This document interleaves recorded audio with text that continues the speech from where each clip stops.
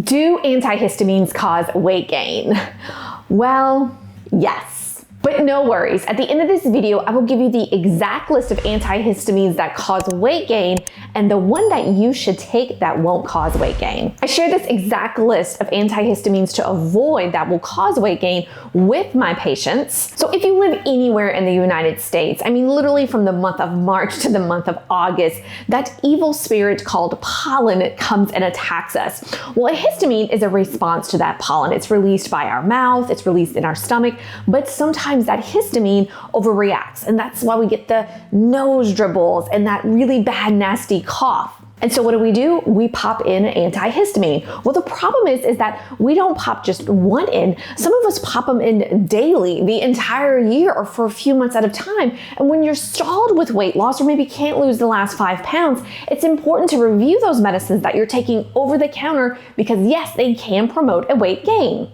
So we pop that Benadryl and we kind of sleep for maybe 4, 5, 6 months. Literally, that's a joke, but when I take Benadryl, it completely knocks me out. Now, a study in the Journal of Obesity discussed researchers at Yale University where they compared a set of adults who took Zyrtec and Allegra to those individuals who did not take any type of antihistamine. So really interesting, they looked at all these folks. They looked at their BMI, they looked at their cholesterol, they looked at their blood sugar levels, and the individuals who took the antihistamines had a greater BMI and had a greater waist circumference. And waist circumference is something I really want to talk about in videos down the road because, oh my gosh, we want to keep our waist down. In fact, I feel like sometimes more than keeping our weight down because the larger our waist, we find that we're more predestined to have things like heart disease, to have that insulin resistance, to have that PCOS. So that's super important to me. And I look at that with my medicine list of all of my patients. And the really big question with this study is like, well, why does this happen? How does this happen? Well, there's a couple of reasons.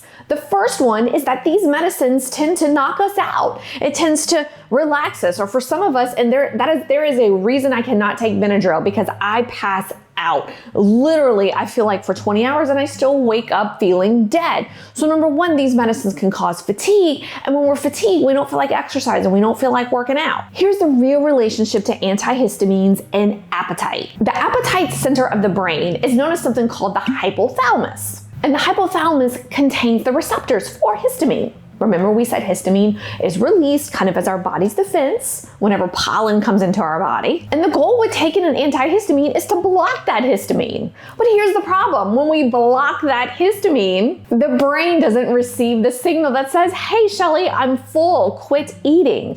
So we wind up eating more. To really add insult to injury, the body doesn't burn calories as effectively when we are taking that antihistamine or when that histamine receptor is blocked. And now I know what you're waiting for. Here is your list of the antihistamines that cause weight gain. The first one is Benadryl, which super common. I feel like that's what everyone says. Oh, just go pop a Benadryl. You know, we call our doc and we maybe don't want to go in. They'll just say, take a Benadryl. And I'm like, absolutely not. Other popular ones are Zyrtec, Allegra, and chlorotrimeterine.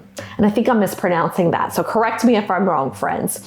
What can we take though? This is what everybody always asks me, and it looks like so far the safest one to take is Claritin. It appears that Claritin doesn't cross that brain barrier where we kind of said earlier how that histamine, that antihistamine does that blocking. It doesn't appear Claritin does that. So it doesn't touch that appetite center of the brain and it doesn't cause fatigue. Let me know what you're taking for seasonal allergies, and don't forget to scroll down into our description box to download your 7-day keto and anti-inflammatory menu.